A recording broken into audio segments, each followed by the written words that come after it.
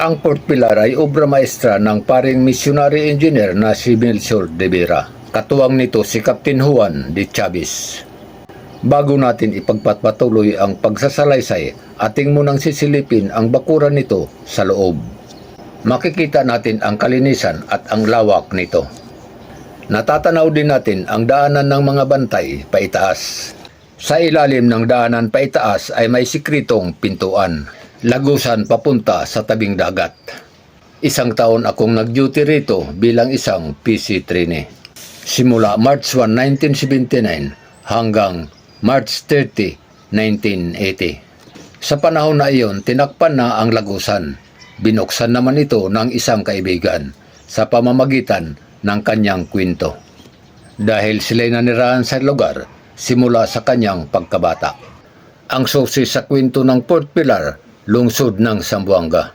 Ito'y itinatag noong June 23, 1635. Bilang depensa laban sa mga kalabang Moro, Dutch, British at Portuguese na paglusob.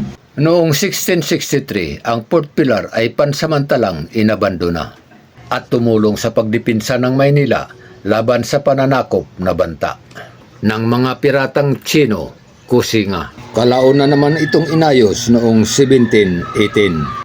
Noong 1734, muling itinalaga o inaalay sa ating Lady of Pilar bilang pananaw patungo sa paggawa na kinikilalang altar na nasa labas ng Kutang Bato. Noong November 16, 1899, ito'y sinakop ng sandatahang lakas ng Amerikano sa pamumuno ni Captain George Pettit. Sinakop naman ito ng sandatahang lakas ng mga Hapones noong 1942. Naging kalbaryo naman ang pangalawang pangdaigdigang digmaan na ikinasira ng Port Pilar. Namayagpag naman ang sandatahang lakas ng Amerikano. Paglipas ng Second World War, it was restored by the National Museum of the Philippines.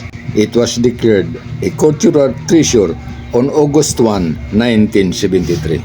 Sa kasalukuyan, ito'y nagsilbing pangunahing pangkultura na kasaysayan at religious landmark for Zamboanga City. Ang sekretong lagusan ng Port Pilar patungo sa tabing dagat ay tuluyan ng tinakpan ng pagbabago. Ito'y naging Paseo del Mar sa kasalukuyan. Hanggang sa muli.